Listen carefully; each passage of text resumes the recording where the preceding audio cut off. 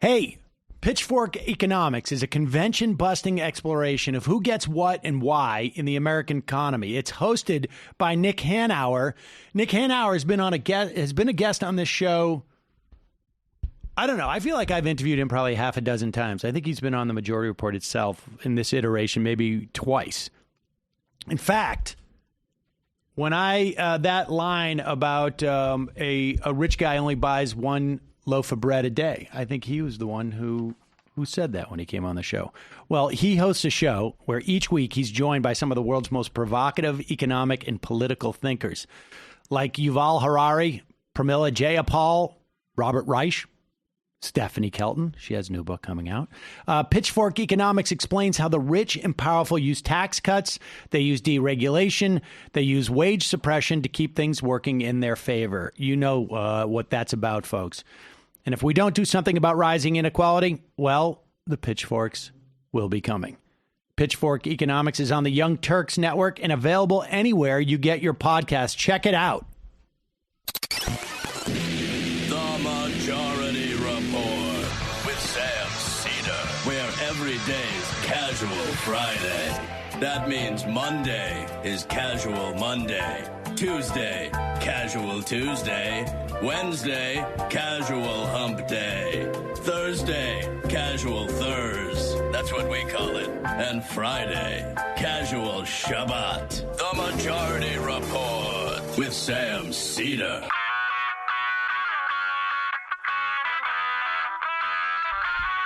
It is Friday, February 7th, 2020. My name is Sam Cedar. This is the 5-time award-winning Majority Report. We are broadcasting live steps from the industrially ravaged Gowanus Canal in the heartland of America, downtown Brooklyn, USA. On the program today, it's Casual Friday. I don't know why I feel like I don't feel casual at all, frankly. Nevertheless, I am wearing a soft-collared shirt, and in studio, in addition to perhaps the largest live audience we've ever had in studio, Alex Pareene, the New Republic, will be joining us. Also on the program today, David Feldman from The David Feldman Show, among other things that he does, will be joining us. Meanwhile, the Iowa disaster, now mostly for the coroner, and I guess for Tom Perez to attempt to deflect. As New Hampshire moves to the forefront, latest polls show Pete Buttigieg gaining. Polls are tightening. Meanwhile, Joe Biden seems to be missing in action. The coronavirus has taken 638 lives, but rumors of far more in China, as 8 confirmed cases in the United States. Bill Barr makes himself the sole arbiter of investigations into 2020 campaigns or candidates. I'm sure that's going to work out well. Elizabeth Warren has a campaign implosion in Nevada as women of color bolt.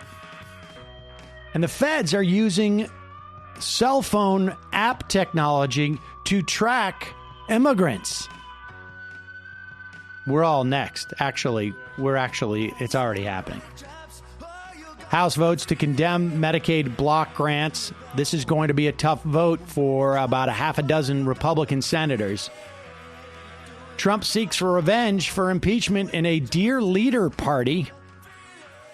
And the White House threatens to veto Puerto Rican earthquake relief package because they're horrible. All this and more on today's program. Ladies and gentlemen, welcome. We got a lot of stuff to cover. It's a crazy time. I'm going to be heading up to New Hampshire.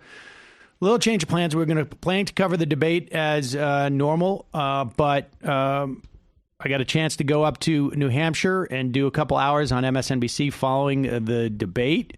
And I don't know if you've seen MSNBC lately, but they're really, I I mean, there's not a lot of voices that are. There's not a lot of voices that express anything on the left, and so if I'm going to get that opportunity, I'm going to take it. And I will try and do. My plane just got delayed, but my plan is to try and do some live debate coverage, maybe to watch it along with you on YouTube. So check it out. We'll try and tweet it out if that happens. Should also tell you that this story about the feds using cell phone technology in almost every app, not every app, but almost every app, there's a little packet that tracks your where you are physically in the world. They sell this data to places like hedge funds that are looking to open up supermarkets or malls to try and figure out where you're going when, what is your profile, et cetera, et cetera. Apparently, the federal government is going to be. Well, I should also say that I know the Trump campaign is also using this information. Apparently, it's gone down. They've drilled it down to the point where they can see how many times you go to a Catholic church in a week. And then they geo-target you and send you ads on Facebook that say Amy Klobuchar is for abortion or something like that. That's supposedly, and we'll get into this with Alex because he's written a piece on this. That is like supposedly, that is one part of the formula of the grift that's going on in parts of the Democratic Party. All of this is, and now they're using this technology apparently to track where they anticipate maybe there might be undocumented immigrants. I should tell you the Majority app is one of the few free apps you will ever use that does not have such technology and doesn't. We do not use. Kyle confirmed this? Kyle is the one who told me about all this, and then I started reading more about it. He got freaked out. Like I think Kyle is like one of those guys who he builds apps. But like literally, he has, one of those phones where it's just like a flip phone. Like he won't, because he knows too much. The Majority app is one of the few apps that you can have that is free and does not track you. And it gives you the added bonus of allowing you to listen to the Majority Report. If you're a member, to sign in as a member. You can watch our videos on that. There's a link. We're going to add more features to it as we go forward. Members will be able to call in. I'll talk about that later another time. But it also, the AM Quickie is on there. So you can listen every day to the AM Quickie. And it's been we have refreshed the AM Quickie. So if you listen to it once and you're like, well, listen to it again. And I think you'll probably only groan half as much as I just did. It's a pleasure to welcome back to the program, Alex Pareene. Alex? It is a pleasure to be here again.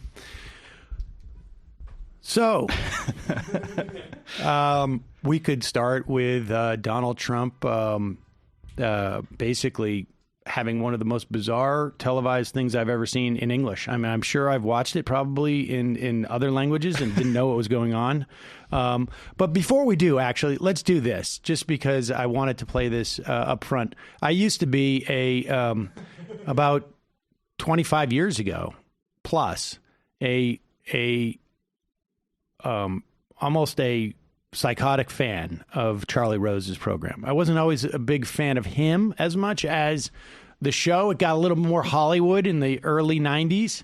But prior to that, it was one of the few places you could sit down and you could actually watch like a 45 or a half an hour interview with policymakers and whatnot. And as it got older, as he did, he wanted a little bit more exposure to Hollywood and apparently actresses, as far as I can tell. And then by like the teens, he was just grasping around for anybody who could get on the show. And literally. So here is July. Yes, indeed. Here is on July 21st, 2017, Charlie Rose interviewed a guy who was trying to run for the DNC chair. Complete nobody. He was trying to run for the DNC chair, and here he is. This is one of those things that reeks of like, I've hired a publicist, and they're going to get me on a show, and they've got a good pitch. He ran for DNC chair, and this is one of those. And so I give you Charlie Rose and Pete Buttigieg from July 21st, 2017. In terms of national politics, did you support Bernie Sanders or did you support Hillary Clinton? I supported Hillary Clinton. I worked very hard to do what I could to get her elected in the general election against Donald Trump. I also, when I was a high school student, noticed Bernie Sanders. Actually, at the time, I was looking for a subject to write an essay for the Profiles in Courage essay contest, and he was kind of I won with this essay that I wrote about then Congressman Pause it Sanders. for 1 second. Let me just say at this point, I felt like that I was nerdy in high school. I don't feel that so much That anymore. hand-raising little freak. Yeah. Just go back just a little bit, and then we'll go into this.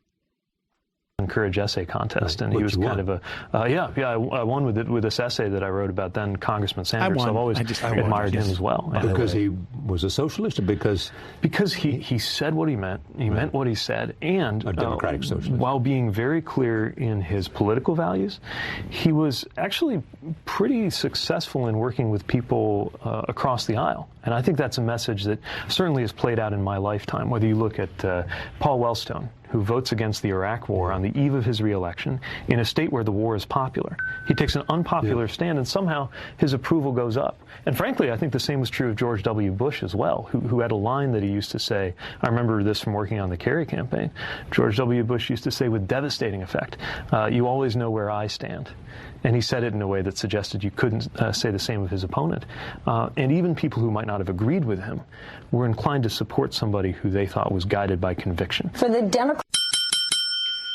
So basically what he's saying there is strong and wrong. It trumps anything else. Like, and by wrong, just meaning like you may disagree with them, but they're so strong in their opinion that is what's going to attract him. And I think it's very brave of Buttigieg to admit that about the guy who's going to beat him in this primary. And he didn't even answer the question either. Like, the question was, who would you support in the 2016 primary, right? Oh, he said Hillary Clinton. And his answer was, I worked very hard to make sure Hillary Clinton won the general. In the general. Oh, right. And then I wrote an essay about Bernie in high school. Right, there you go. Yeah, I won, Which by one? the way. By the way. Which one? I mean, I'll let you say it won. It won. It won. Like, if you care, if you even talk about your essays from high school after high school, you're a loser. I find that stunning. I wrote a hit play. What did you ever do? Here is Buttigieg after Iowa. Now, to be fair, this was almost 2.5 years ago. And when you look at the Very different political environment. When you look at the turn that Buttigieg made just from February of last year, 12 months, like, I'm surprised that it's almost not, that it's only this undramatic.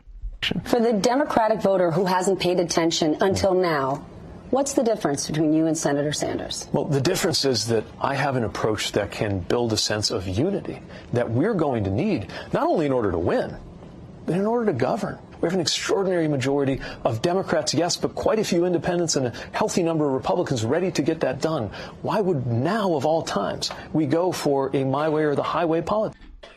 I mean, now 2 years ago, he had this sense that Bernie really reached across the aisle in a way that's like actually surprising. Yes. And now apparently it's all my way, the highway. Yeah. Yeah. I mean, well, as we all know, Bernie's fundamental philosophy has shifted a lot as well in the past 2 years. So I can see why. Exactly. That's the one thing about Sanders. Whichever way the wind blows. Where you never know where he stands.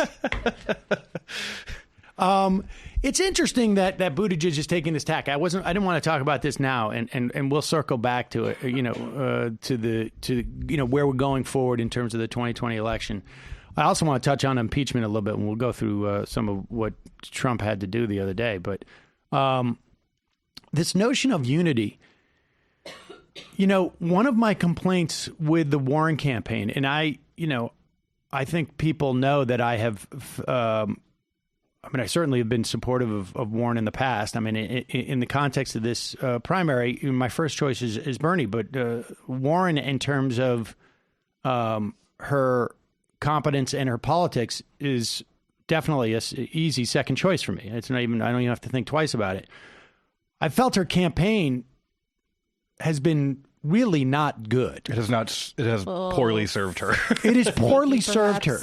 And it has poorly served her I mean, so much so that it has inhibited my support for her.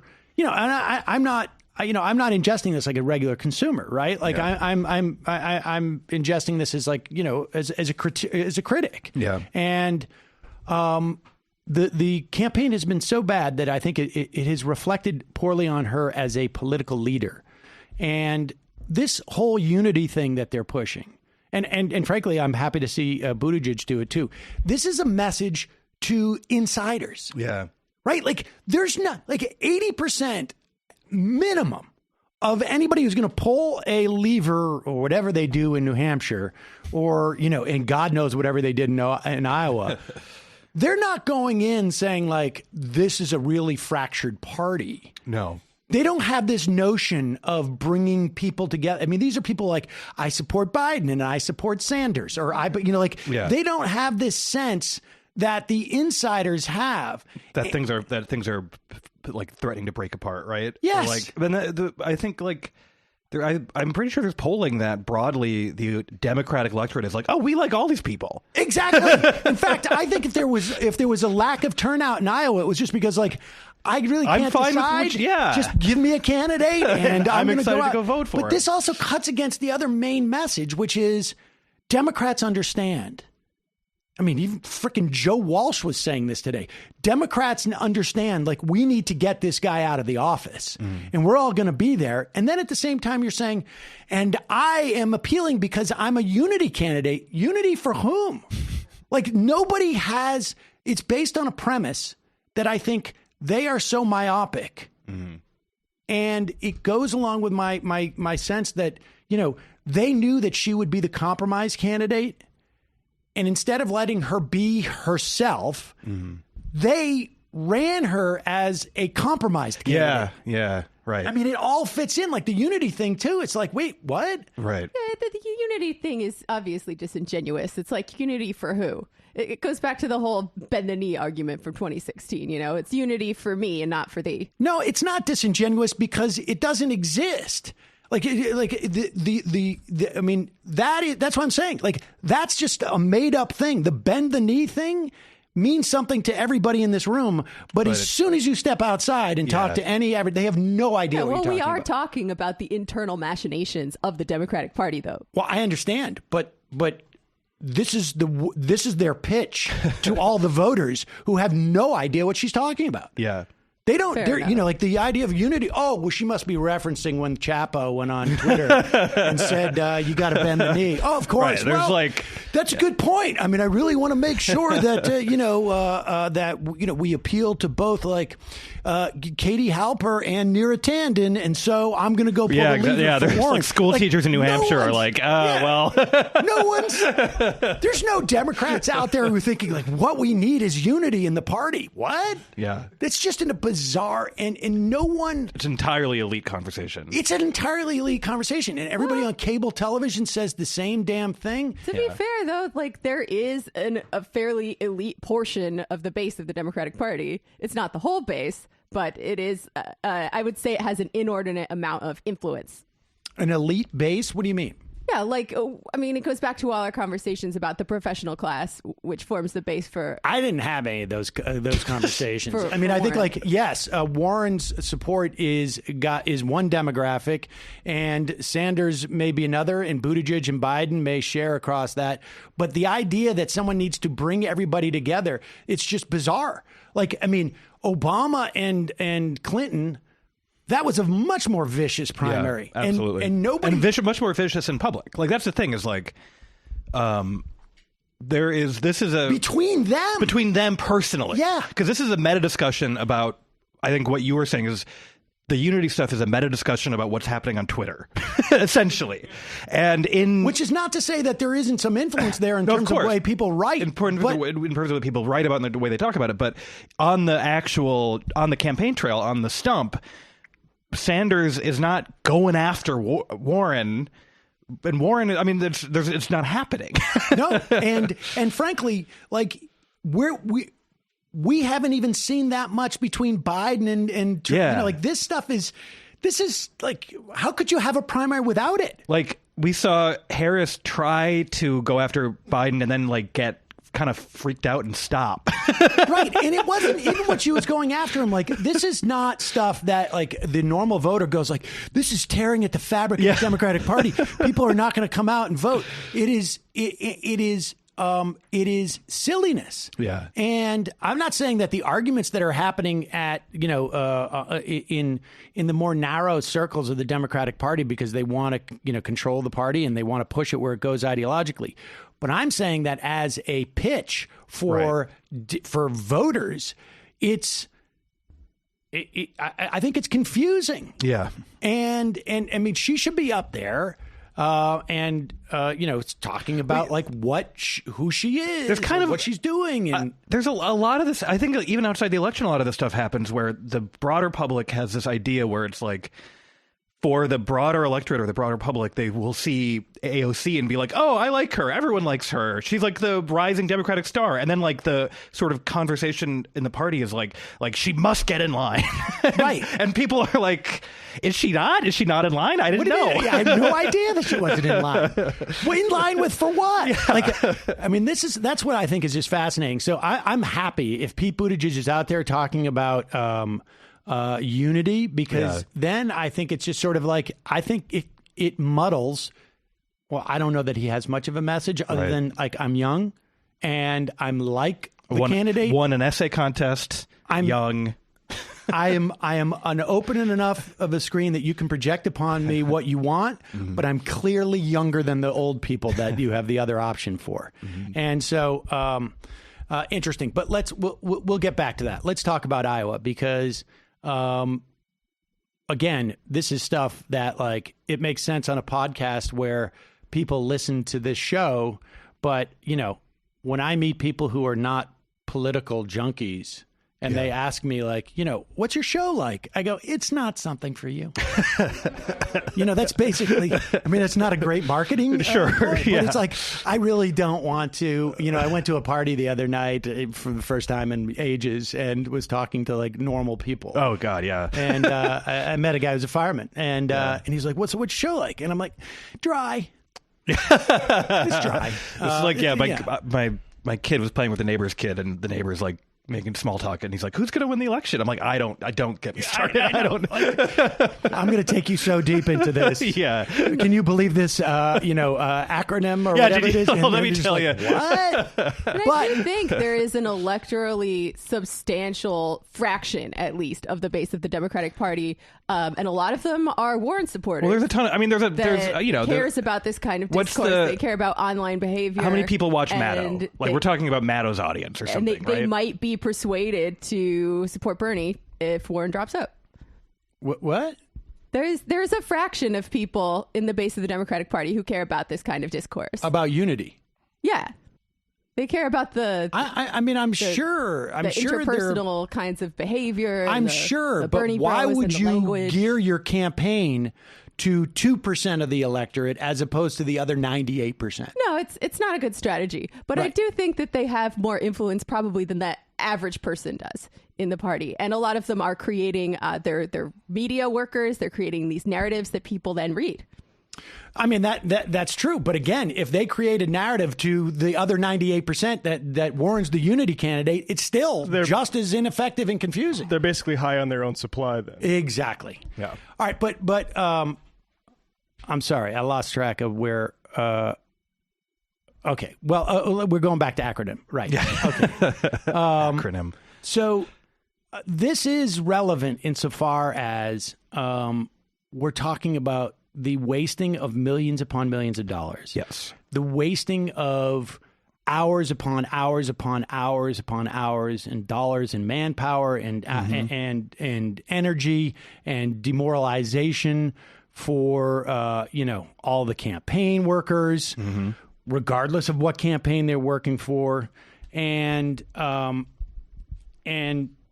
this is like, we used to talk about this 10, 15 years ago. You used to hear stuff like the veal pen, right? Do you remember that term where NGOs would go and cozy up, so they would access, and they were basically, getting close. We'd hear in the context of and And this is an extension of that conversation, I think, on some level. Yeah, I think. But it is, and it's, I mean, we see it in the context of like media entrepreneurship, like this show on some level. Like, I'm making money off of the Democratic Party, but it's not,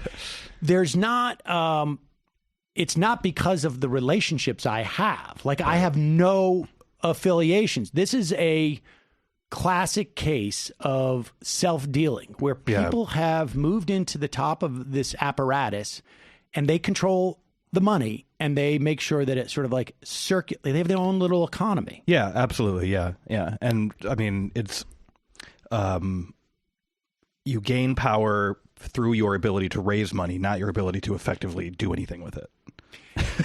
And how you distribute it, though. I mean, this is I mean, you dig into this. I mean, let me talk about the piece that you wrote. Yeah, here. so I just wrote it for the New Republic. You can find it at at newrepublic.com. But Acronym. So, in the wake of Trump's reelection, which everyone sort of told themselves involved in large part his supposedly sophisticated digital campaign, which involved a lot of Facebook targeting. And, Facebook has an interest in talking up how effective it was as well, because they spent a lot of money on Facebook, and Facebook would like everyone to spend a lot of money buying Facebook ads. Right.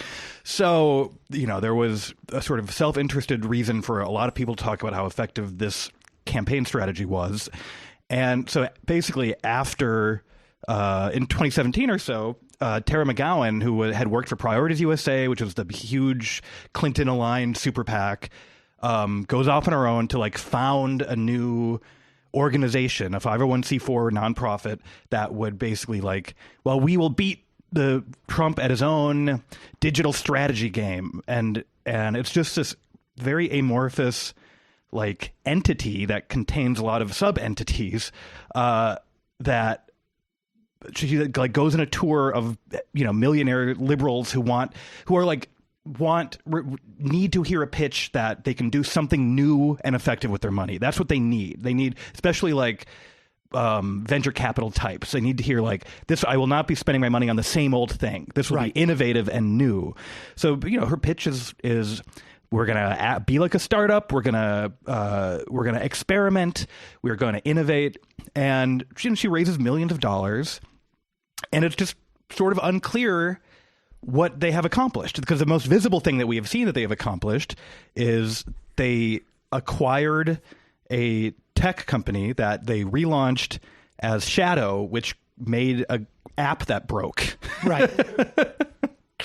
And so the other, as I said, it's a nonprofit, but they're operating under this weird model of having for-profit entities within them. So this, as far as I can tell, is what the structure is, right? You've got this big slush fund. Yeah. It is not for profit, which means that they do not have disclosure laws that you would otherwise have. So all this money can go and we don't know where it's from.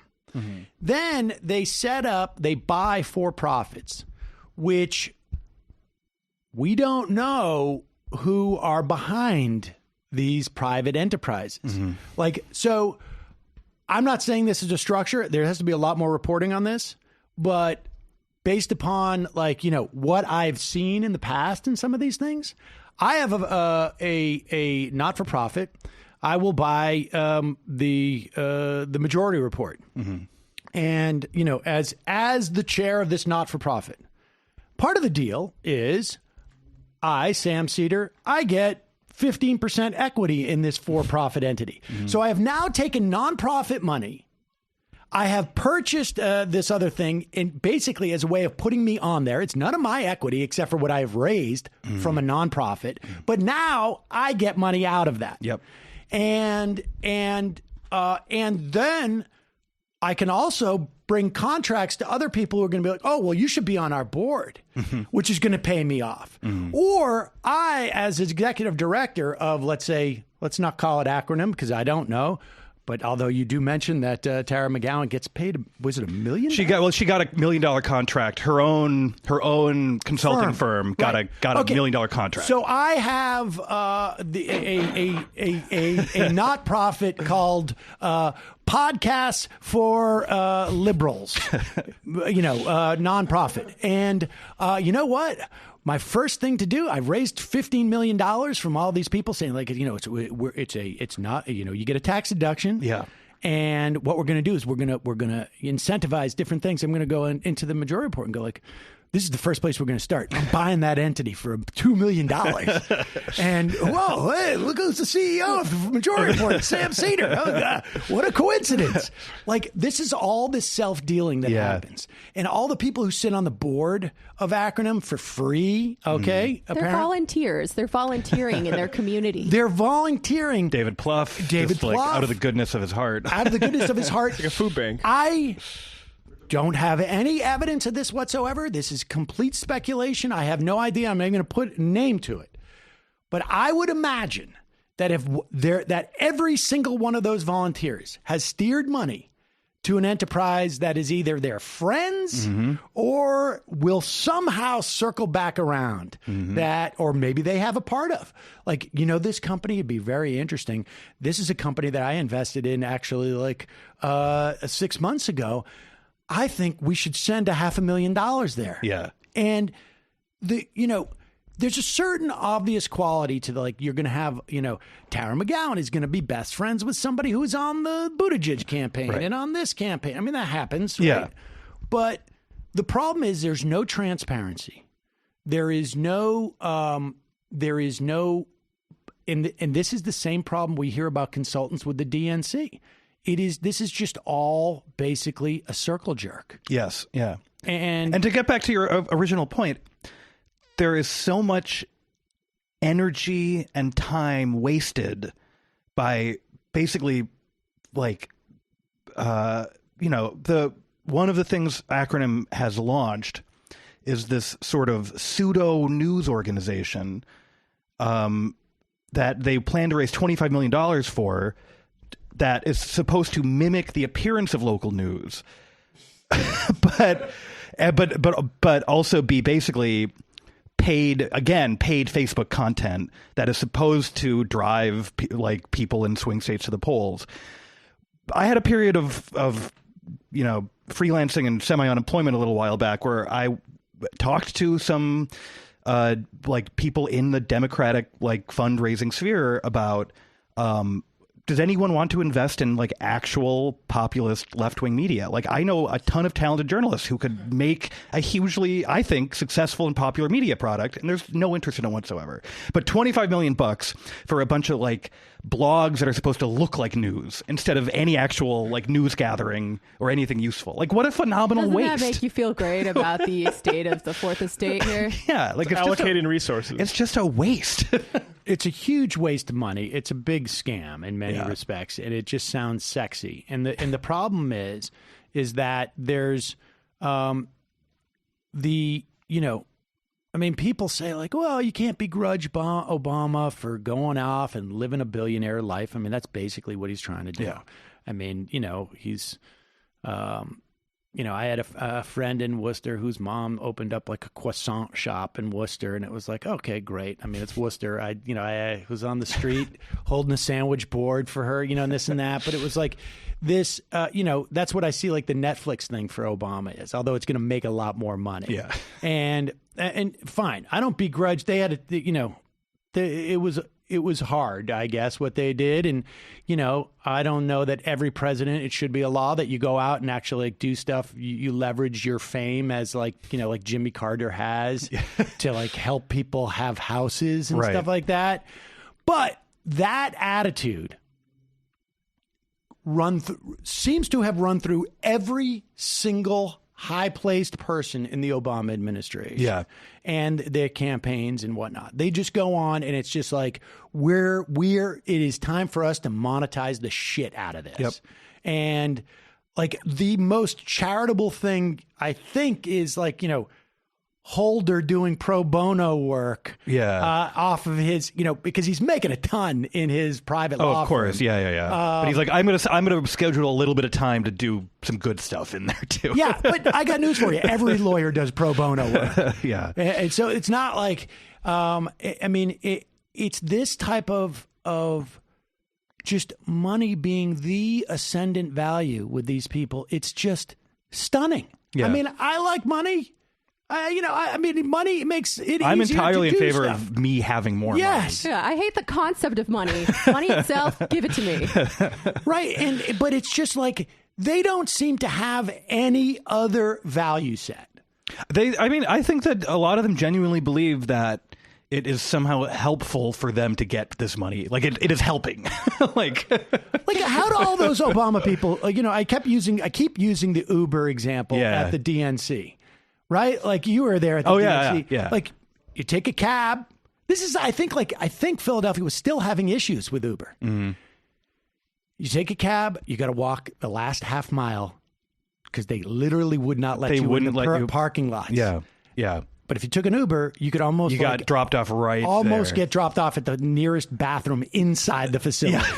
Yeah. And that was just shocking to me. It was just so naked. And that is, I think, the perfect example of this stuff. And so now people are calling for Perez to resign. This wasn't a direct function of Perez, but it's like, you need to have oversight of this stuff. Like, I'm not sure what they think they're doing at the DNC, but making the vote work should be very high on the list. And working to encourage people to have faith in the results. Yes. But it's also like the two top officials of the DNC in Milwaukee have now resigned because of a scandal involving the work environment there. Yeah. It just got revealed in BuzzFeed that there was a major golden parachute for Tom Perez. Yeah, I saw that, right. I mean, it's not like he's going to get $18 million or something. But for the work he's doing, it would be large. Yes, considering the DNC, large. especially considering the DNC has been struggling just to raise money, period. Exactly. And to use that money at this point, you're going to success. Now, he has said...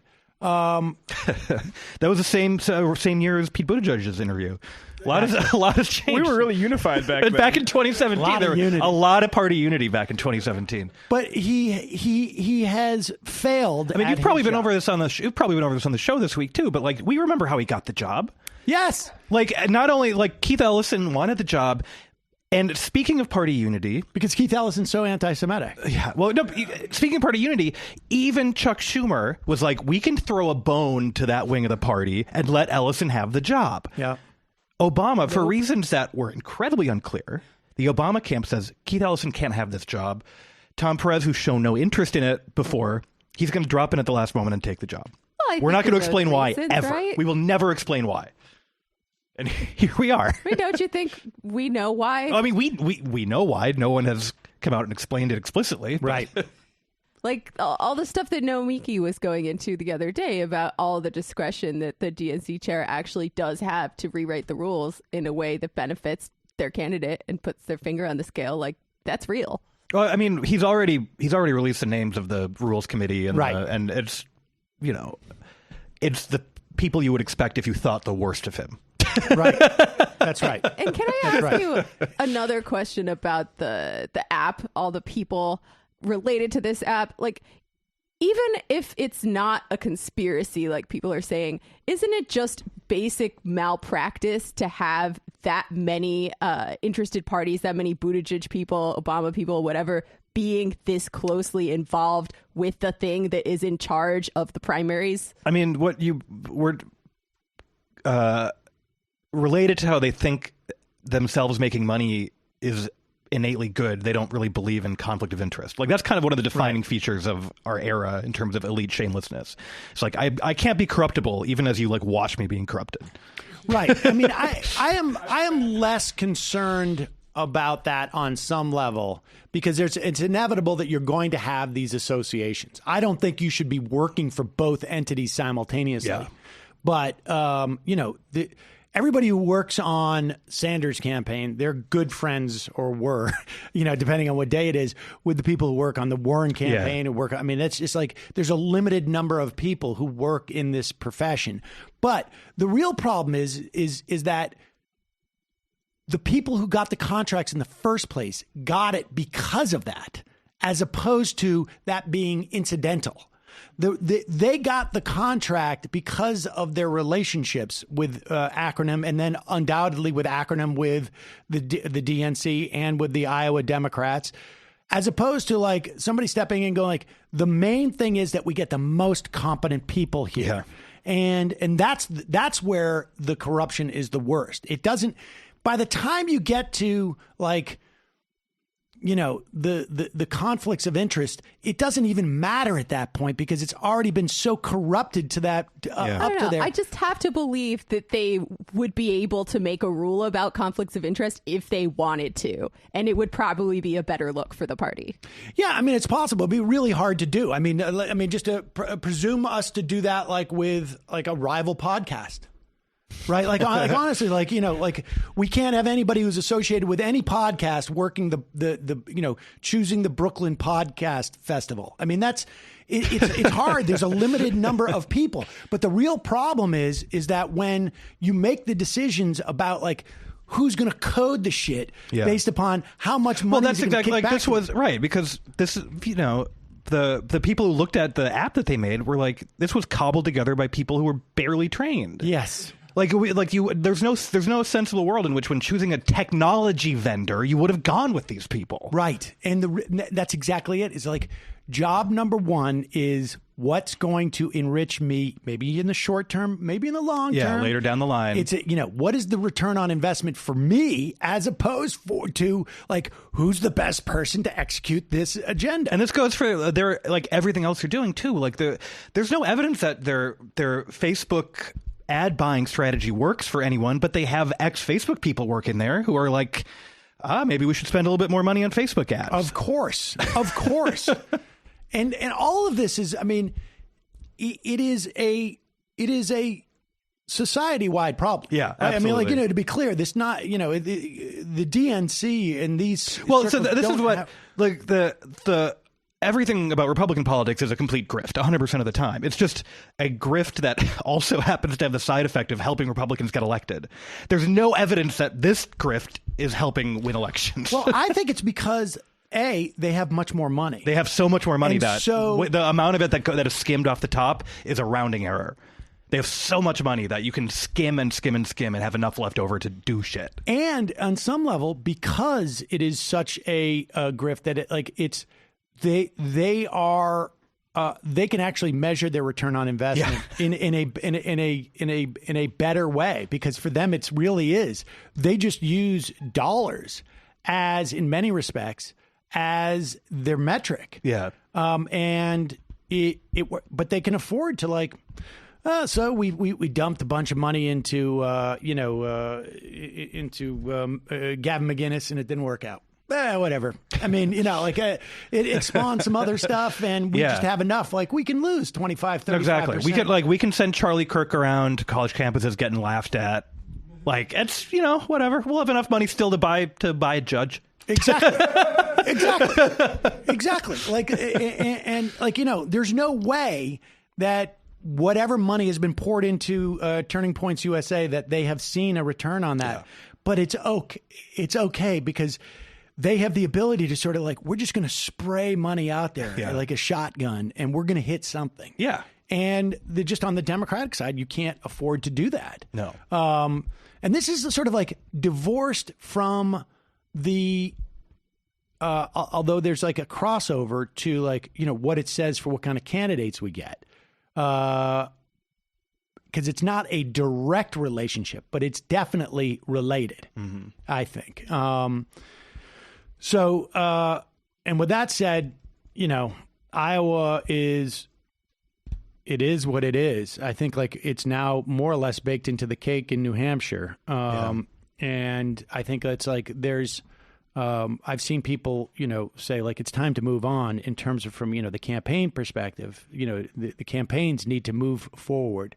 Right. You know, look, the bottom line is Pete Buttigieg was going to get, regardless of, you know, I don't, you know, regardless of whether he got 4 SDEs, like in my adult life, I've never heard of SDEs. I mean, it's like, no, like you look at the delegate count at the end. Yeah, the very end. You look at the delegate, and also like the point of Iowa has a minuscule number of delegates for the raw total. It's never been the point, right? And Buttigieg would have gotten all the press coming out of this because, like, there's I was just reading, like, when Gary Hart, got 14%, he was the story, essentially, because he came out of nowhere and nobody expected him to do well.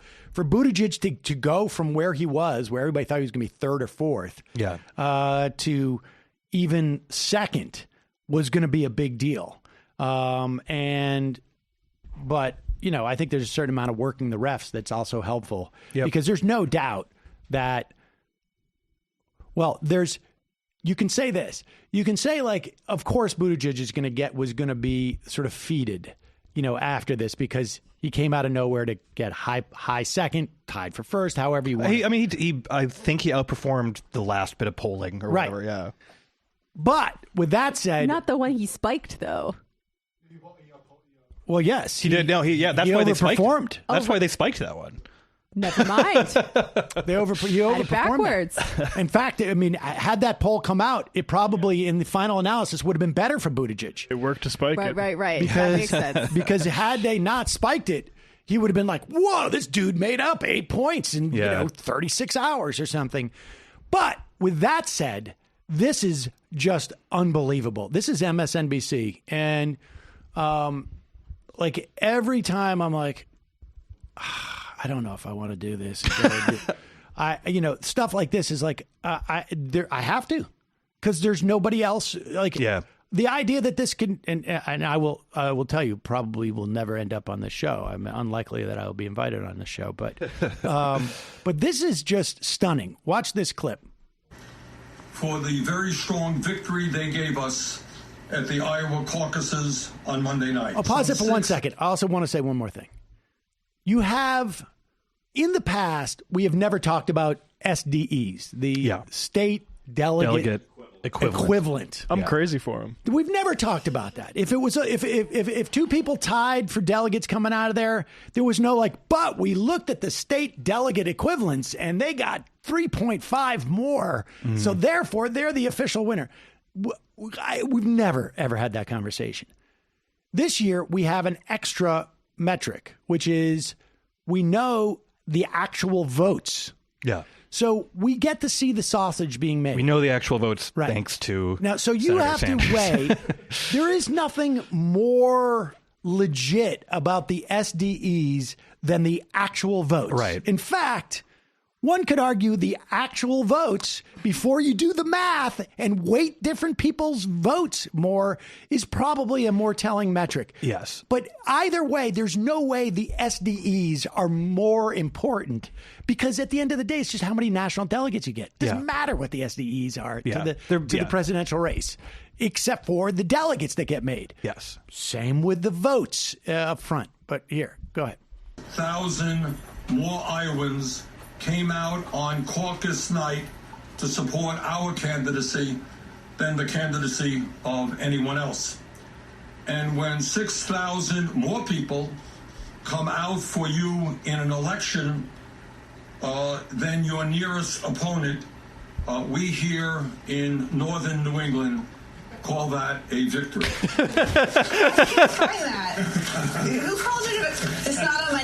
Didn't he tie with Mayor Pete, like the 37-year-old, not even anymore mayor? Well, and you know what's sad?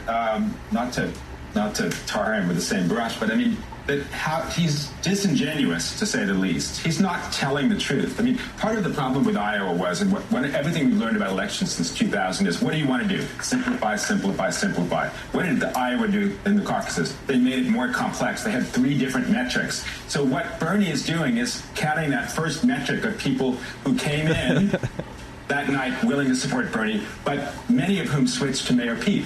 Mayor Pete, my heart goes out to him. Pause it before we get on the sob story about Mayor Pete. What that dude just said was a lie. Yes.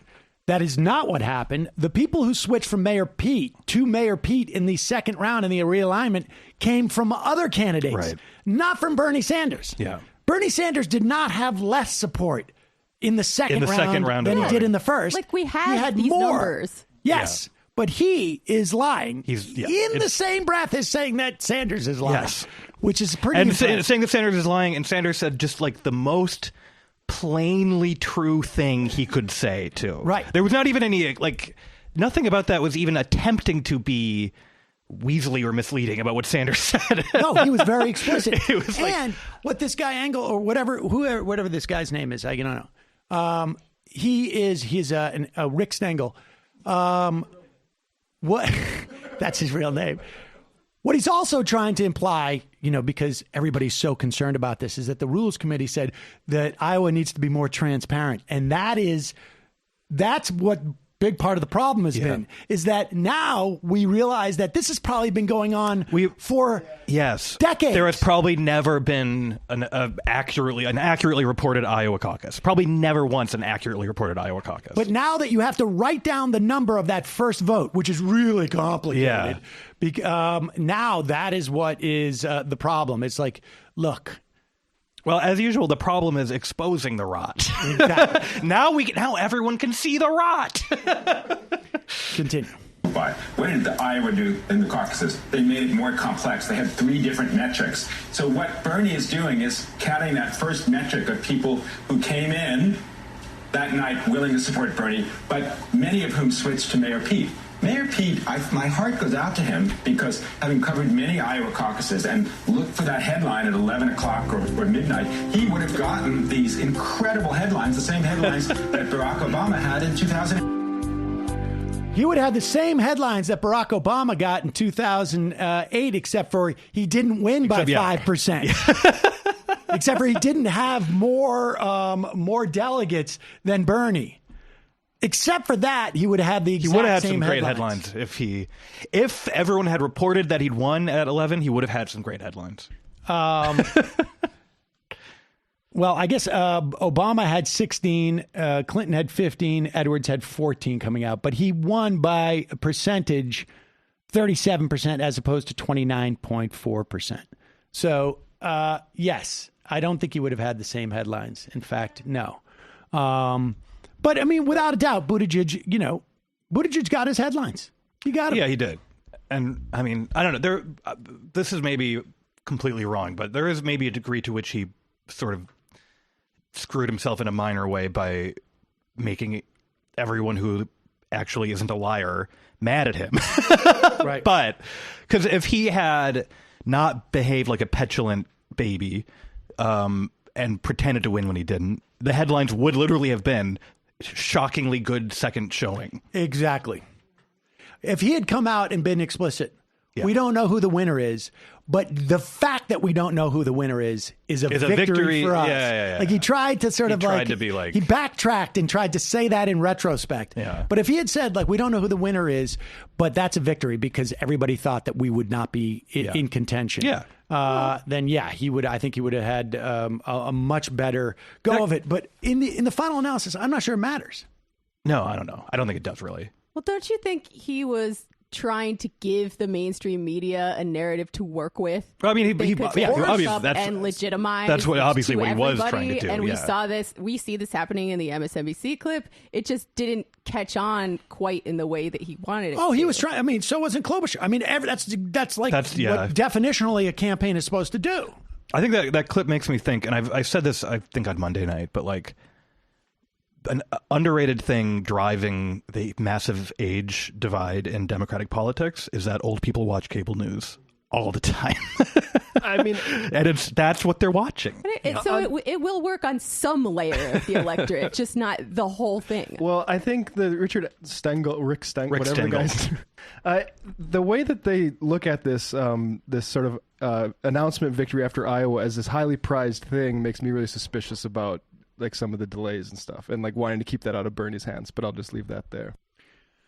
I mean, my feeling on this is that like the Iowa Democratic Party would have allowed Bernie to cleanly win it, I think. But the networks, they want the Mayor Pete out of nowhere story, and they just sort of want that for that story. Yeah, back in I guess it was Hart was 84, I guess. Yeah. He won 16% of the Iowa caucus vote to Mondale's 42%. Yeah. And they almost declared Hart the winner. Yeah. I mean, it was huge. That's why he got so much attention. Yeah. And that's why he was like, follow me around. Yeah. And made a mistake. And I remember I was doing an internship in the Connecticut State Assembly. Oh. And the guy I was working for was like the Gary Hart dude.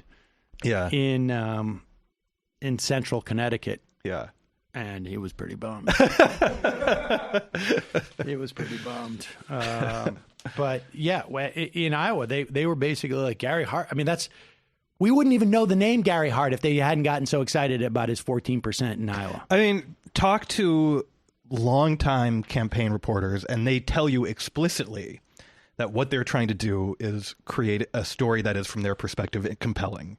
And front runner that they don't like that much wins is not a very compelling story. Right. I mean, you can see the NBC guy who is embedded with Pete Buttigieg. Yeah. You can see him like the bones are sticking out of like the flesh of flesh is I'm a reporter. The bones are like, I want my guy to go as far as he can so that I can like keep this gig. Yeah. I mean, look, this is the game that they play. Like everybody who followed Trump now hosts a show on these networks. That's the way the news game works. They wrote a book about it. They try and make it the most compelling aspect of the story that they can. All right, we got to take a quick break. Oh, you know what? Let's just do this. I want to do this Jimmy Dore thing first because we have we're going to go to Dave Feldman and I think he'll appreciate this. Do you know who Jimmy Dore is? I do. I'm not entirely as into Jimmy Dore as I think you are, but I do know who he is. Now, we're real Dore heads over there. Yeah. Now, look, we have gone through, sort of the rot within the institution of one element of the Democratic Party. I mean, look. To say the Democrats, you're talking about tens of millions of people. Yes, and a ton of organizations that are some of which are not even completely related to one another. Yes. Exactly, and when I read Atrios's tweets about this, it just seems like he is talking about specific groups of people within this institution that is problematic. Yes, in the same way that I wouldn't say like the U.S. government is horrible. Or governments are horrible because right now of who it's populated with. Like there's nothing magical about the shell, the brand, the Democrats. It's not necessarily good or bad. It depends on who you're talking to in any given time.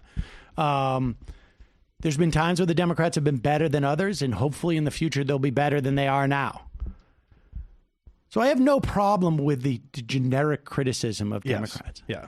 And I don't even care that Jimmy Dore is going on Tucker Carlson's show because Jimmy Dore is, he's an idiot. And most of their, I think, audience is now more or less aligned anyways. But I am amazed at the level of stupidity and the ability to talk about cravenness and to talk about self-enriching without doing your work that this represents. Like the irony here is just delicious.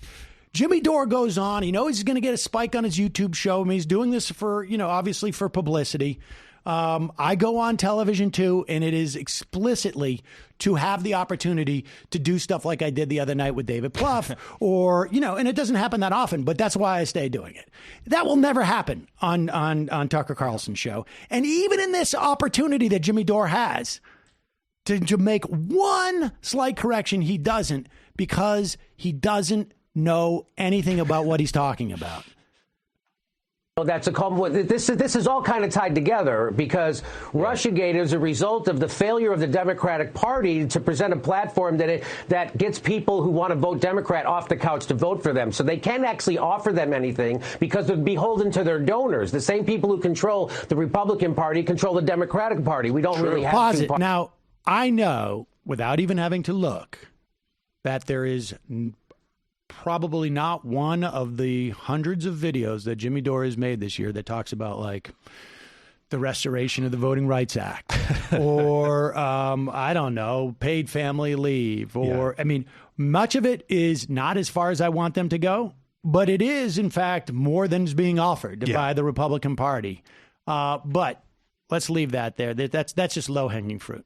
The Democratic Party. We don't really have two parties, right? So they have to do Russiagate and impeachment and all these these circus shows, right, to distract you from the fact that the Democratic Party doesn't represent workers anymore, that they actually represent big pharma, health insurance, the military-industrial complex, and Wall Street. And that's why all this is happening, and that's why they have to cheat Bernie Sanders, because he's going to upset their game, their money game, and that's why they got to stop him before. The first job of the Democratic Party is to stop the candidate who represents the workers, and then and only then can they turn their attention towards Donald Trump. Now, pause it for 1 second. Bernie Sanders got a lot of votes from members of the Democratic Party. He did, yeah. Just want to say.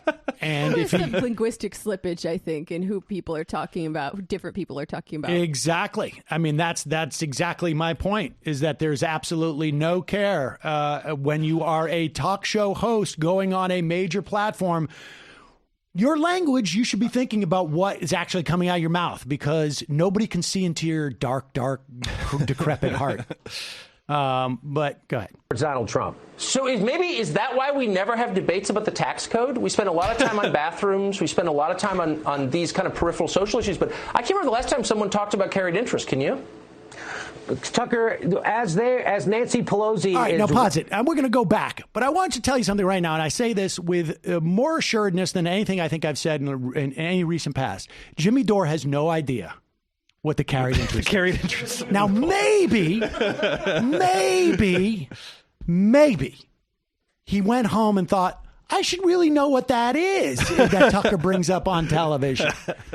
But the idea, first of all, that no one's had a debate about the tax code in this, like the Republicans just passed the tax bill that literally paid that. I think, what was it that Chase, that Jamie Dimon's outfit was bragging about? They made like $3.2 billion.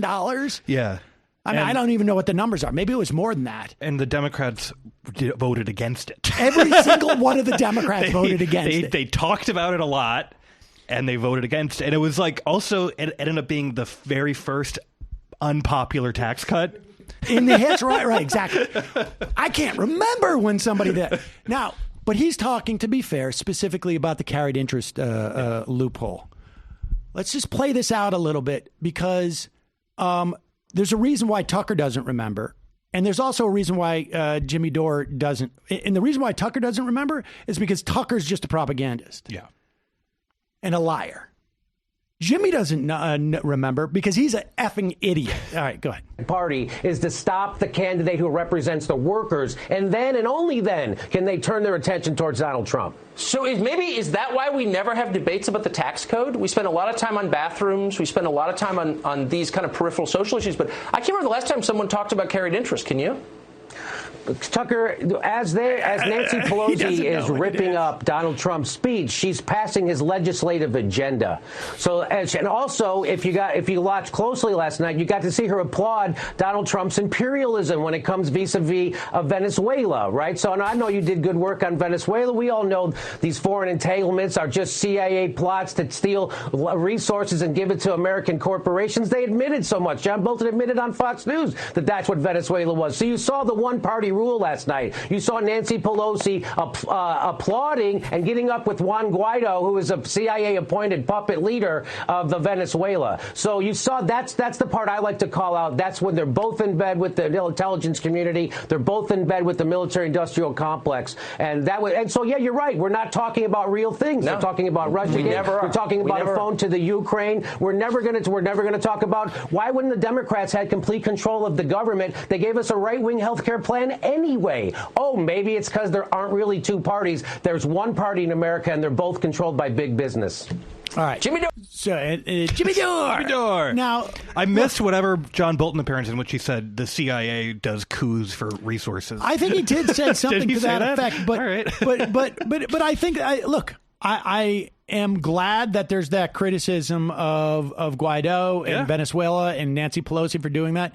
But you can go up there and say, actually, no, I do know what the carried interest tax is. It's when hedge funders basically are allowed to pretend that they somehow they're getting a capital gains tax rate based upon money that they don't even own. Essentially, it's money that they're getting paid. But gosh, why don't the Democrats do anything? Like, who can remember the last time that happened? Do you have the screen grab of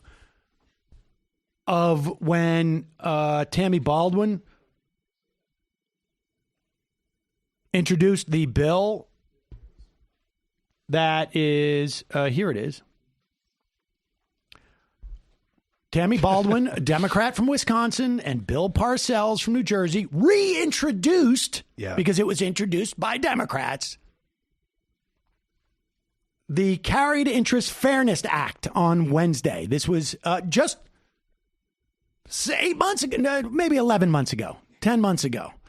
Who can remember the last time the Democrats did talked that? about the carried, right. Now, if Jimmy would do 5 minutes worth of homework that didn't involve him just reading Glenn Greenwald's tweets and actually cared about this stuff that he pretends to care about, he would know what the carried interest is because Democrats have been talking about it forever. I asked you before the show. I said, can you name me the top 3 things that Democrats say when they talk about taxes? The second one I mentioned. And it was the second one. one. I said the top marginal rate, carried interest. This is exactly. what...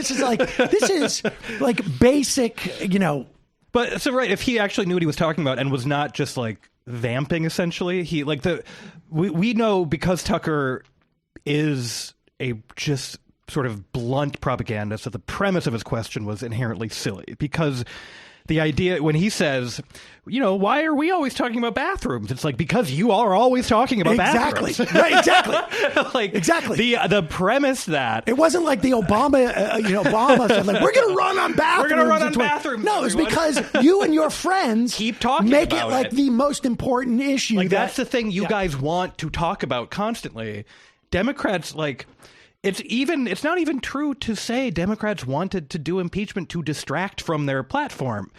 They wanted to pass They wanted to pass a health care bill.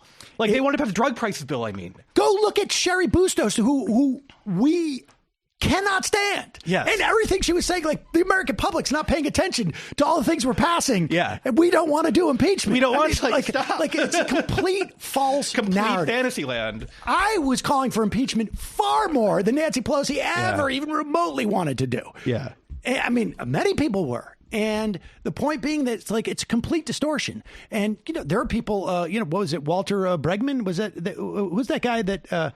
Rutger Bregman, who went on there, because he was mocking people at Davos about taxes. And he basically said, I'm going to burn this bridge. Yeah. But for these people who complain about media figures selling themselves out, I've got to keep going on Tucker Carlson. Well, that's the entire... It's either my ignorance or I'm not going to say anything. That's the whole debate about going on Fox. And it's should Bernie Sanders go on Fox? Should so-and-so go on Fox? It's Bernie Sanders goes on, he doesn't challenge the hosts, but he goes on to deliver his message that he delivers in every other platform and every other environment. But that is just self-promotional. You're going to turn America into Venezuela. He would be like, that's "Whoa, what he's doing on there." What's that? But that's would say right. that he's using the platform to deliver his message, which is just full of shit, right? Which is allow right-wing propaganda to flourish and absolutely distort the reality. I mean, I'm of two minds about this because I don't believe that Jimmy Dore has a deep analysis. I don't think he has a real class analysis or an analysis of capitalism. He hasn't read anything. But he hasn't read. It's not a question of whether he has a deep or class analysis. This is just the news. If you're complaining that the Democrats don't look at taxes and you don't know that they have argued against which is granted very low hanging fruit. It's not a big bar, but you don't know that, then you don't know shit. Sure, but some of the things he's saying are valid critiques. Which is exactly what I said. But it's useless because he is allowing a narrative that is that makes it impossible. It's disempowering. Because if you think that the Democrats are not doing anything, then what's the point? What army is going to stop them from doing this? At the fundamental level, too. The debate they're having, is like do they understand that Bernie Sanders is running for the Democratic nomination? Exactly. The person who they are, like, then why do the Democrats never want to talk about anything important? Like, he's a Democrat. He's running for the Democratic nomination. The Democrat who wants to talk about that stuff all the time is in first place. Exactly. Why isn't he in the Republican Party?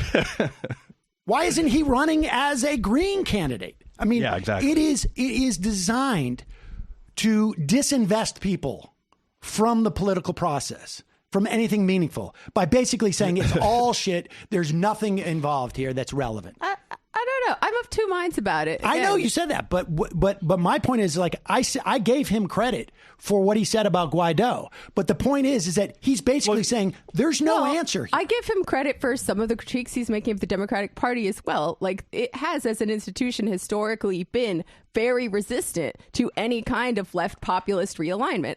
I would recommend a piece called "It's Their Party" in the Jacobin by Paul Heidemann, going through the historical case for this. But Jimmy's not historicizing. The problem comes in when you're you go on Tucker imposing, Carlson and allow this to be weaponized by reactionaries. Yeah, I mean, right. Like, yes, of course. I mean, the thing is, like, vamping about Venezuela is not a response to the faulty premise that Tucker introduced the question. Exactly. And this is not a question of, like, protecting the Democratic Party. 90% of what we do here is talk about deficiencies in the Democratic Party. But to go up and essentially just feed into this for money, that's why he's doing it, for his celebrity and money. Because he's not delivering a message to anybody that they're not going to hear from Tucker, which is Democrats just care about transgender bathrooms. Democrats aren't doing anything for you. Republicans may not be doing it. That's Tucker's shtick this week. But beyond that, he's not doing anything except for basically driving people to his YouTube show. He's not challenging anything. And he's lying as he does it. Can I play this thing about Alex Jones talking about David Icke? Yes. Just get tired of the real meat and potatoes, the real issues.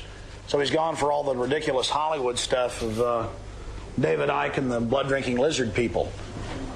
So what does David Icke do? He talks about the Federal Reserve, the Bank of England, these global elitists, these power structures, all real, all true, all demonstrated by bills and executive orders and prime ministers and premiers and presidents.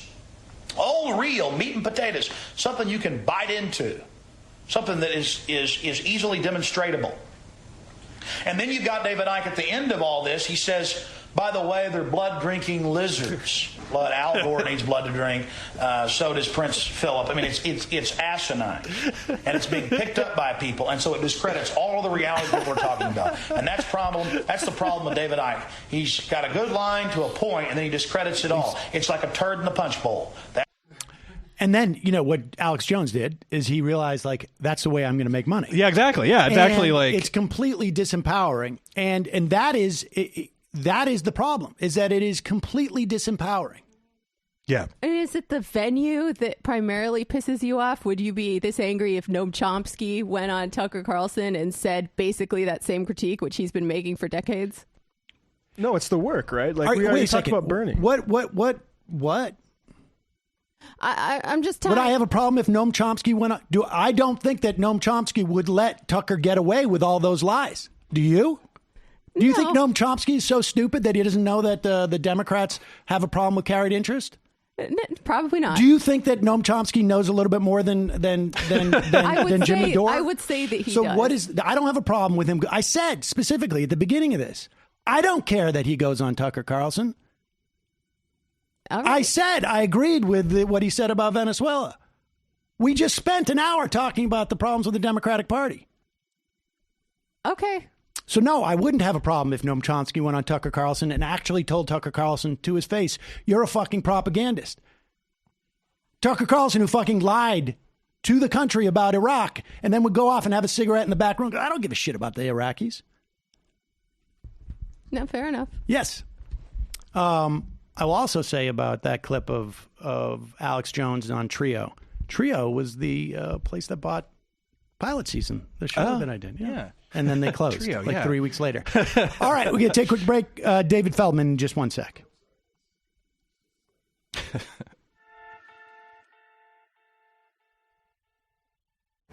There's no phone and no labels to put on to this thing we keep and dip into when we need. And I don't have the right to ask where you go at night, but the waves hit my head to think someone's in your bed. I get a little bit Genghis Khan. I don't want you to get it on with nobody else but me. With nobody else but me. I get a little bit Genghis Khan. Don't want you to get it on with nobody else but me. With nobody else but me.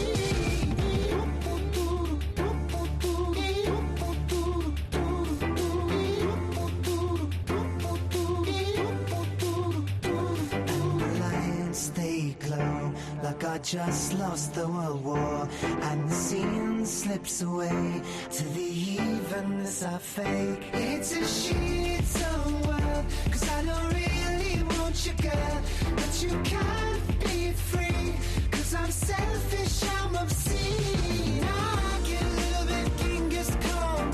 I don't want you to get it on with nobody else but me. With nobody else but me.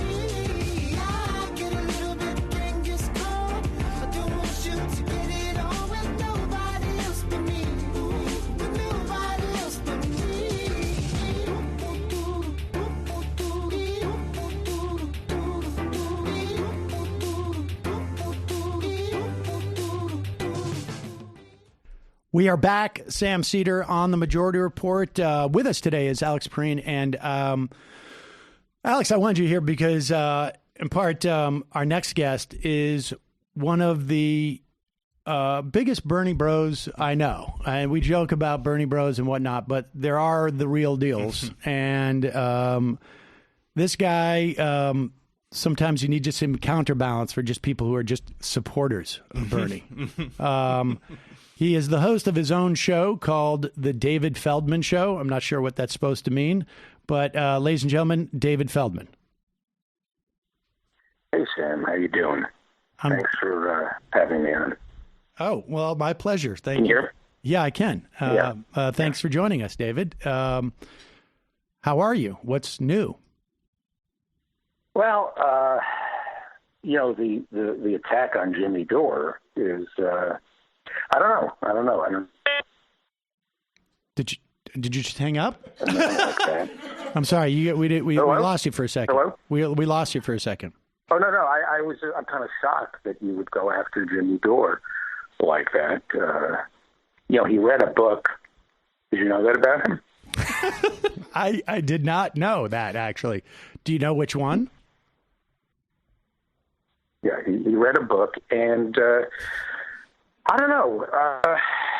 I'm a Bernie bro. I should state this up front, that I hate Trump, and I love Bernie. And, the Democratic Party needs to be a big tent, Sam. And it's like you're kicking people like Jimmy Dore out of our tent. This is, we have to be very inclusive as Bernie bros. And it's kind of you're pushing people out of our tent when you talk that way. So I'm concerned. Well, we need. Go ahead. Well, I think there's room in our party for everybody, and to go after Jimmy, who read a book, I think it's unfair to. But I don't know. I'm very nervous about the party. I'm very nervous about what's going on in the party, because I'm a big Bernie bro, right? No, I know that you're a big Bernie bro. Yes, I mean you talk about how big of a Bernie bro you are all the time. Like, how much more? Like, who are we excluding from the tent? What are you worried about? We need to be a big tent party and make sure that everybody's on board. And you remind me of Bernie, quite frankly. Your behavior is, if I may be so bold, I think you're reminiscent of Bernie's behavior in Iowa. I mean, it was just disgraceful the way Bernie behaved in Bernie. He's a tyrant, and he's dividing the party, and this is not right. How did Bernie divide the party? I've been watching the show. I mean, look what you're doing. I mean, Pete declared victory first, and it was a beautiful speech. And for Bernie to wait for all the votes to be tallied and then come out and say he won, it's exactly why people don't like him. He's not willing. I mean, it's tyranny. It's tyranny. Wait, so you're saying it's tyranny to come out and wait for the votes to be counted and then say after you've won all the votes that you won? You're saying that's tyrannical. He lost. He lost Iowa. Admit defeat and move on. He's like Trump. He's a sore loser. Bernie lost. And to declare victory yesterday when it was so obvious that Pete Buttigieg got to the microphone first to declare victory, that's just bad sportsmanship. If Bernie wanted to win Iowa, he should have said he won before Mayor Pete said he won. I'm not a lawyer, but it's squatters' rights. It's squatters' rights. I was here first. Well, no, wait a second. Have you ever tried? It's squatters' rights. Mayor Pete declared victory first. He won. So you're saying that you win the Iowa caucus based upon if you come out and say you did first? That's the way we should determine who wins? It's a bad look. It's a bad look for Bernie. And I love Bernie from way back. I'm a lefty from way back. I want all the things that Bernie wants. But he's unelectable, Sam. I saw it in Iowa. I mean, look what happened. He can't win. I mean, how much more proof do you need? Look at Joe Biden. How did Joe Biden do in Iowa? Poorly. Very poorly. He did poorly because he's an old white man. And Iowa is saying they don't want old white men. Well, okay. Look at how Joe Biden did. Old white men can't win. But wait a second. But Bernie got more votes. I'm surprised. Like, as a Bernie bro, I would think you would be like touting that. That he got more votes. Yeah. That was to mock Hillary. That's why he got more votes. He did that on purpose to mock Hillary. He went out of his way to win the popular vote in Iowa, to lose the delegate count. That was to bait Hillary because he's a dead ender from 2016. He will not go. It's bullying and it's sexist, and I don't know why he keeps poking at Hillary. It's just sexist. She's a private citizen. Leave Hillary alone. She's off doing documentaries for Hulu, but Bernie's provoking her by, you breaking the moon. How dare he? You can't. Can you hear me? I'm breaking up. You're breaking up a little bit. You're breaking up a little bit. But I think if I'm hearing you correctly, you're claiming that Bernie got more votes in Iowa than anybody else just to taunt Hillary Clinton. Yes, because he's a dead ender from 2016. But that's why. No, but he didn't. He changed the rules in. He changed the rules in Iowa. We're not supposed to know the popular vote. Until Bernie came along, we just accepted what the good people from Iowa told us. Whoever said they won but first. I want. Right. I'm sorry? Well, Alex was just saying, like, we would accept who won just by whoever came out and said they won first. Yeah, and we took their word. We would take Iowa's word. And then Bernie comes along, and he demands, I want to see the popular vote. And that robbed... Oh, you're breaking up. What's going on with your phone? I don't know. Am I still breaking up now? You're breaking up a little bit. Well, let's. I mean, you seem to be fixated on Bernie. I guess that's because you're such a Bernie bro. But what about Klobuchar? Well, what I'm saying is he's robbed Iowa of their privacy by revealing the actual vote. That's the pillar of democracy, is that you vote secretly and nobody knows how you voted. Now all of Iowa. Now everybody knows that Iowa prefers Bernie to Mayor Pete by 6,000 votes. That's an invasion of Iowa's privacy. Wait a second. When we do every election we do, we get the totals. We don't know who voted. Like, there's no, states don't have privacy, do they? In Iowa, they do, and let me just say, this is. I love Bernie. You know that, right? Well, from way back. I'm from Brooklyn. You're from Brooklyn, right? Well, I mean, I didn't grow up. You live in Brooklyn? I mean, I live in Brooklyn, but I'm not from here originally. Bernie is considerably older than I. I don't think I was born when Bernie lived in Brooklyn. Okay, I want Bernie to win, but there are certain stereotypes we have to work against. If you know what I'm talking. I'm not sure I know what you're talking about. Can you be more explicit? Well, the counting thing. Can you read between the lines? This demand that we count everything. It plays into an ugly stereotype, especially since Bernie has more money than all the other candidates. This is unseemly for people cut from our cloth. Between the money and the counting.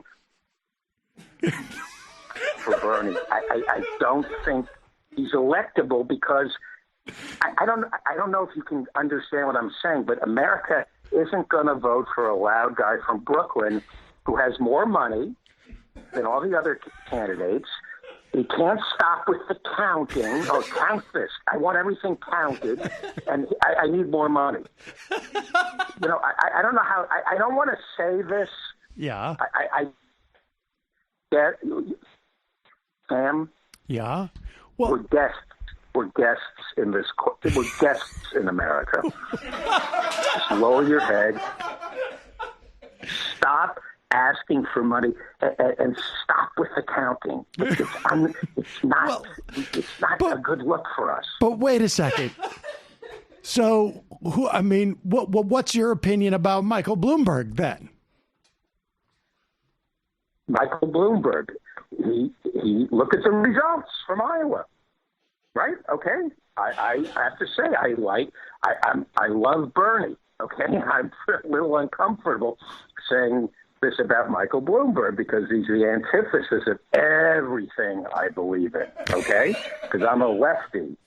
I'm a lefty from way back, from before you were even born. But there's a fissure right down the middle right now in the Democratic Party. Went for Buttigieg. Half the delegates went for Bernie. But you know who's bringing the party together? Bloomberg. He came home from Iowa with nothing. He came home with 0 delegates.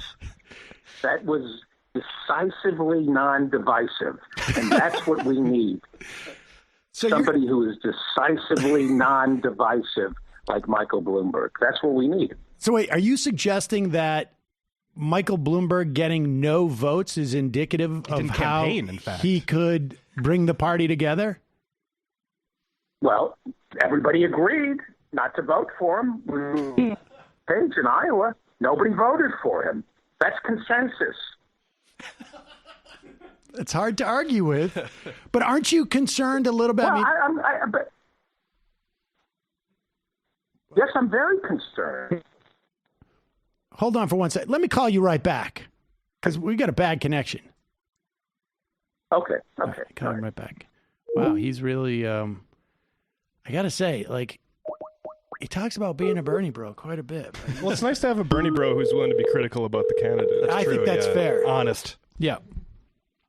Hey, listen, move $300,000 into ExxonMobil, and I'll call you back. I'm on the phone with the majority report. Can you do that? But just make sure David? David? I want you to short. David? Hello? Yeah. David? I'm sorry. My broker? No. This is Sam Cedar from the Majority Report. We were just talking. I had to call you back because we had a bad connection. Oh, okay. That was satire about the ExxonMobil. That was a joke. All right. I do satire. Yeah, no, yeah. I've read that. So now, David, you think that Bloomberg is the candidate? What about the other candidates? I mean, Joe Biden, Klobuchar. You didn't have much to say. What about Warren?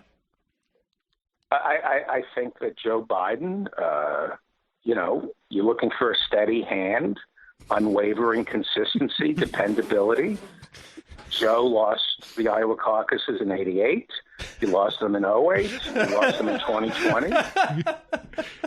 Steady hand. Consistency. You can count. You can count on it. Well, do you have predictions about New Hampshire? Well, I think that I hope Bernie does well. I hope he does. I think we need.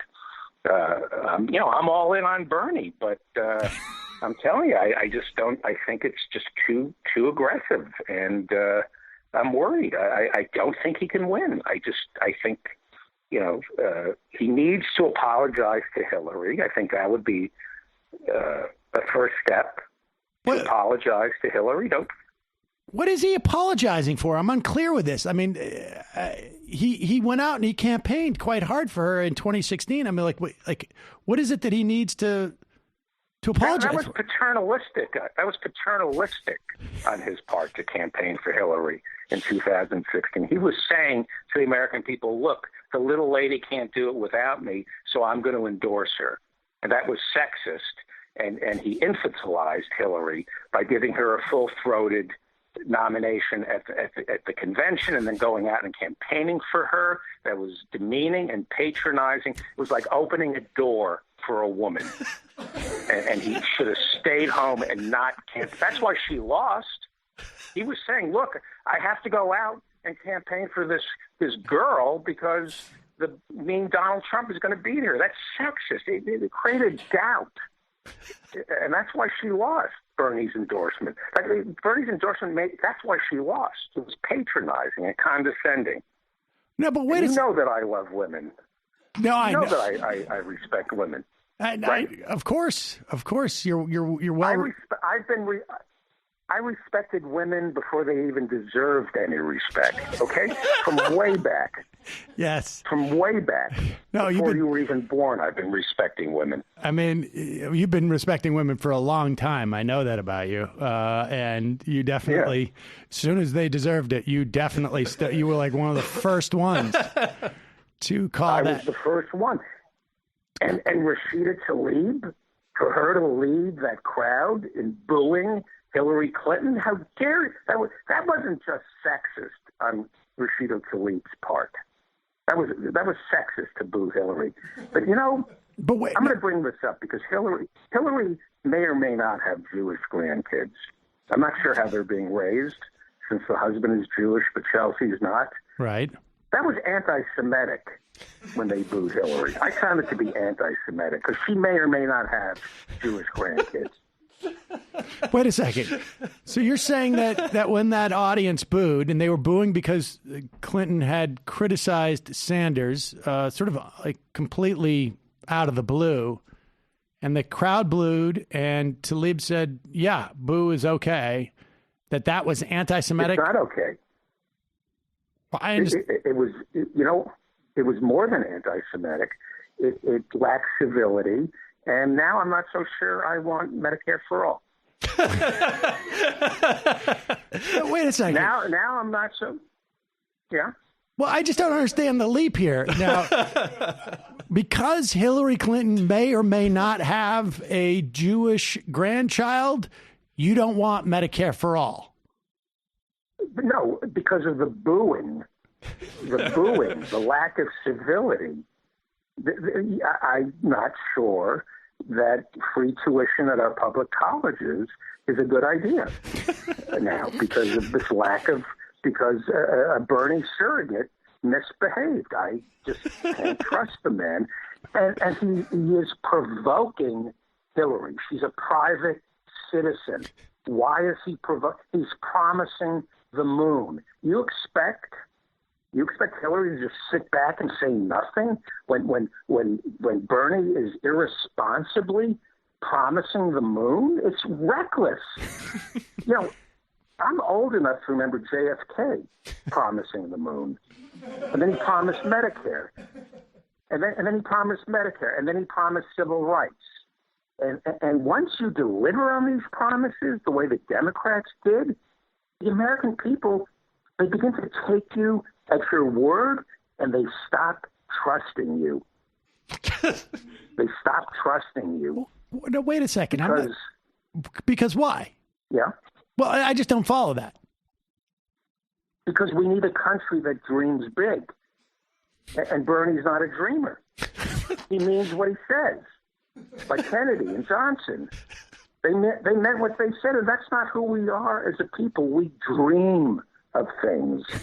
Like Obama, Biden, Mayor Pete. Bernie's not a dreamer. He's not dreaming about these things. He means it. That's uninspiring. That's uninspiring. You can't win an election unless you dream big. People want to be inspired. No, but wait a second. They don't want you to promise the moon and then deliver it. So you're saying that the actual deliverance of aspirations is uninspiring because it means that you're not aspiring enough? I'm saying we need to dream big. Anything is possible. You've heard what Joe Biden said. There's nothing this country can't do if we put our minds to it. That's who we are as a people. We dream of things and say, why not? That's what we do. We don't actually do them. If you do them, then there's no dream left. It's almost like you can't let the dog going around the track catch the rabbit, right? Or catch the car. That's what you're saying. You're saying don't catch the car. No. Exactly. Right. Exactly. So now, who are you supporting then? Because I'm confused. Because you sound like you keep saying you're supporting Bernie, but then you have all these problems with his candidacy. I am all in on Bernie. All in. I'm a Bernie bro. I'm like my kids. You know, they're embarrassed of what a leftist I am. You know, the way I wear my baseball cap to the side. It's embarrassing. You know, people my age. You know, I never grew up. You know, I'm a lefty from way back. I just can't help myself. I still listen to hip hop and stuff, and still. I'm in still the Sugar Hill Gang. I'm not threatened by the Sugar Hill Gang at all. I'm a lefty. I can't help it. I think that's because they're all I'm a lefty. Probably in a home. I hate now. Trump. All right. So how can I hate Trump? I hate Trump. I'm a lefty because I hate Trump, right? Right. Well, I mean, you could be left of Trump, I guess. I just don't think Bernie. First of all, he's a socialist. Okay. Right. And did you know he's a socialist? Yeah, I mean he's a democratic socialist, but yeah. And yeah, I am too, kind of. You know me. I hate Trump, but the American voter, and I was against the war in Iraq. Right. After a couple of years, I thought, wait, this is not a good idea. I said, wait a second, I gave it a chance. And after 4 years, my lefty bona fides kicked in. I said, wait, whoa. This is wrong. He can't win in America because we're not Denmark. We're a left, we're kind of right of center. I know this. You know we're right of center. Well, what makes you say that? Right? What makes you say that? David Brooks. David Brooks makes me say that. He's a socialist. He used to be a socialist. David Brooks did, yes. I see. Yeah. And he's seen the light. Well, he used to be a socialist, so I trust him. And, you young people, because, again, I'm young at heart. I embarrass my kids at weddings and bar mitzvahs when I'm on the dance floor, and because I'm not doing dad moves. I'm a lefty. I know, I do the butter churn, and it's embarrassing to my kids how with it I am because I'm a lefty. And maybe we young, I'm young, we like socialism, but old people, no, old people want to keep their Social Security and their Medicare. And the first thing that happens when a country turns socialist, what happens? They strengthen or expand Social Security and Medicare? And it gets so good, what happens? That people are less immiserated? Exactly. Old people are afraid of that. That makes them afraid of dying. That makes them afraid of dying. When you're in your 70s and your 80s and you have your Social Security and your Medicare and you're thinking, oh, my God, they're going to take it away from me. At least maybe I'll be dead. I don't have to worry about it. But that's why, you make Social Security and Medicare too good. Old people are going to be terrified of dying.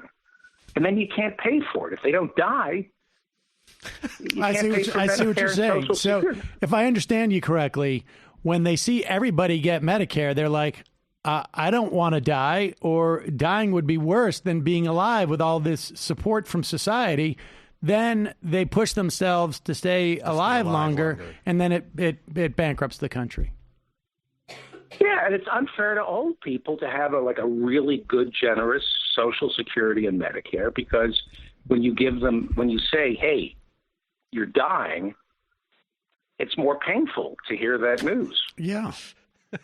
And I guess How would it's you also like to be told you're I'm sorry? I guess it's unfair too, because they didn't have it when they were younger. If you expand it to everybody. Exactly. Yes. But I'm a lefty. Way back. Can I mention something? Yeah. Am I allowed to plug something? Yes, please do, because we got to wrap up here. But you didn't give me a prediction for New Hampshire, so. Well, I'll get to that in a second. But sure. I'm going to make a joke to prove my lefty bona fides. Okay. Yeah. To prove to you that I'm a lefty from way back. This joke. It's a bon mot, a witticism. I'm familiar with. While it might be funny, the subtext is, gee, what a great ally David Feldman is by telling this joke. Okay? Yeah. So you know that I'm on the right side of history. Right, of course. Are you ready? Yes. Okay. I just want to announce that I'm putting together a GoFundMe page for Rush Limbaugh. I'm trying to raise $3 million for the lung cancer. See, now by telling you that joke and hating Rush Limbaugh, it gives me license now to wring my hands over Bernie's electability, because you now know that I'm an ally. Okay? Uh-huh.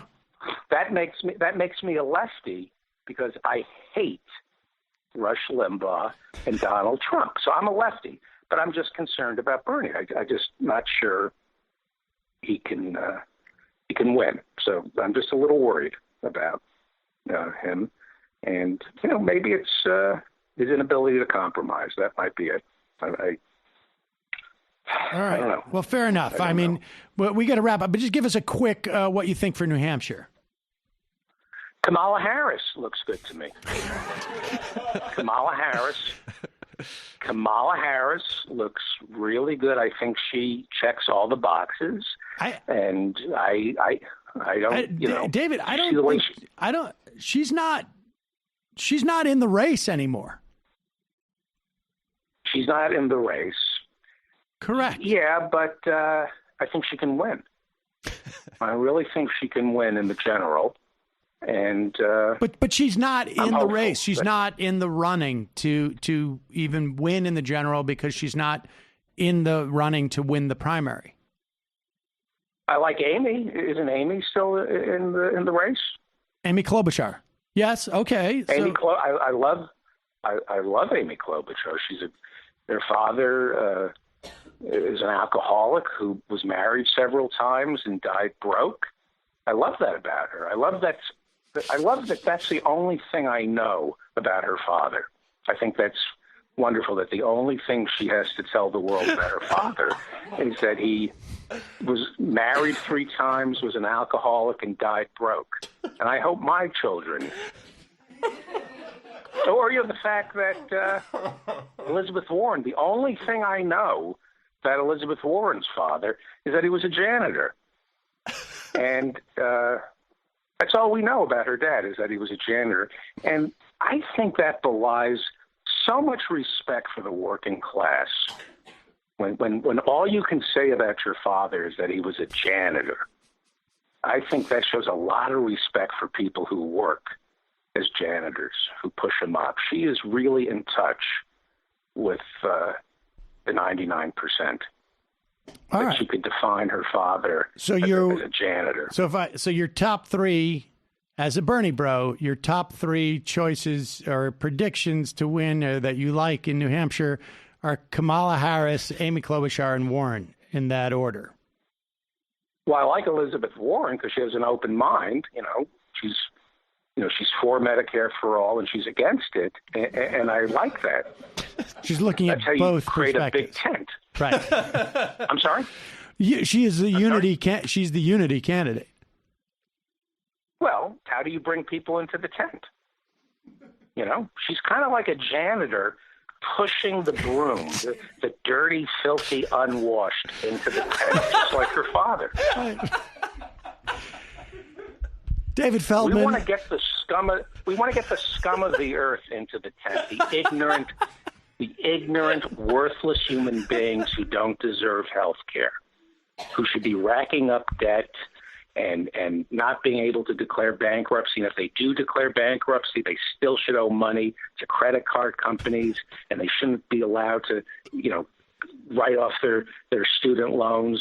We need these scumbags in the tent. That's how you win.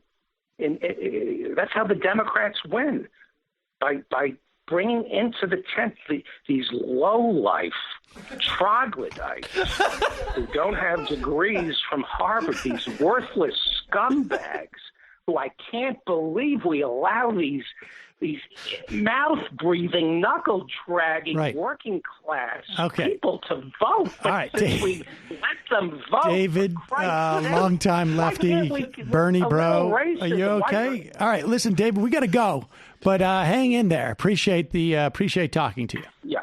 Okay. Go Bernie. I hope Bernie wins in New Hampshire. All right. I hope he wins. Yeah, no, you told us that. All right. Bye-bye. All in. Wow. Feldman seems to be all over the place. That was a ride. Yeah. We're going to take a quick break, head into the fun half. Just a reminder, it is your support that makes this show possible. You can become a member at jointhemajorityreport.com. Also, don't forget, sign up for the AM Quickie, amquickie.com. Have you heard it? No. You haven't. Well, that's all right. There are still some people who have not listened yet. But look at that. Alex is getting on his phone right now, and he is subscribing to it. There you go.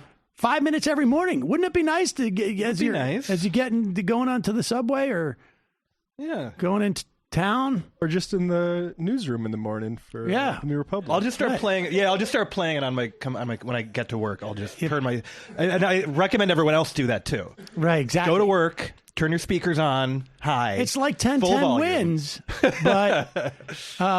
but with a little lefty bent. Yeah. That's what it's like. Did you traffic and weather? We don't do traffic and weather yet. Also, justcoffee.coop, fair trade coffee, tea, or chocolate. Use the coupon code majority, get 10% off. Alex, you want to say something about the New Republic? Yeah. Aren't you hosting a podcast now? Yes. We just launched. We just have a pilot episode up so far, and future episodes will be coming in coming weeks, and then it'll be more regular. But it's called The Politics of Everything. I'm the co-host of the New Republic's newest podcast. You can find it at newrepublic.com or to just Google New Republic podcast, and it'll probably show up. Who's your co-host? Laura Marsh, the literary editor of the magazine. There you go. Yep. Jamie, the Antifada. Oh, what do we got this week on the Antifada? Sean has made a renewed effort, I would say, a recommitment to diving deep into Marxist political economy. And to that end, he has a 2-part episode with a couple of very smart left communists that he met on twitter.com. I don't know if you're familiar with that website, about The organic composition of capital, the tendency of the rate of profit to fall over time. Basically, hashtag the line goes down, folks. Capitalism, not good. Very bad. Classic tendency. Got to get rid of it. So, yeah, if you want to understand all the things I just said, listen to this episode. Patreon.com/theantifada. Matt? Literary Hangover is going to be tardy this week because I was not able to. Yeah, last night was our only window for recording, and something came up. But it will be out sometime next week. We're doing Ebenezer Cook's 1731 poem in couplets called Bacon's Rebellion, and we're going to talk about Bacon's Rebellion, which is a very interesting time in American history that stays with us today. And speaking of which, TMBS live tonight. It's live tonight? Live tonight.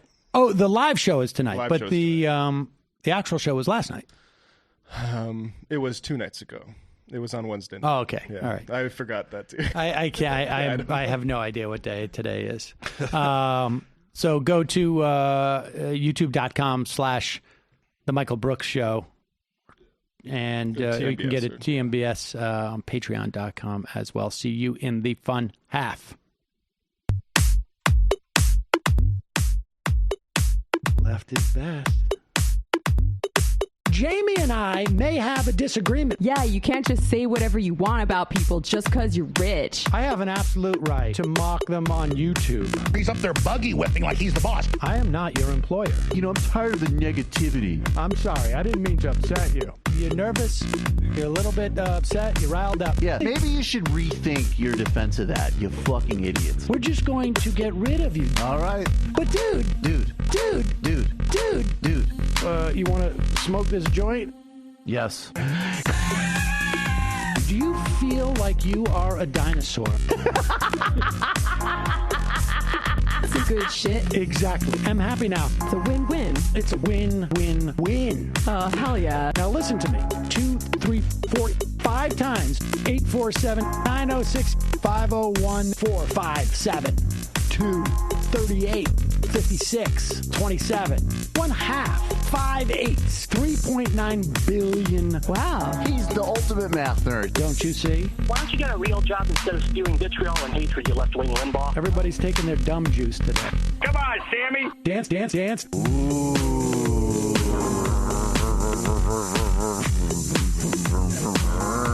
Rand Paul. I had my first post-coital scene with a woman. I'm hoping to add more moves to my repertoire. All I have is the dip and the swirl. Fine, we can double dip. Yes, this is a perfect moment. No.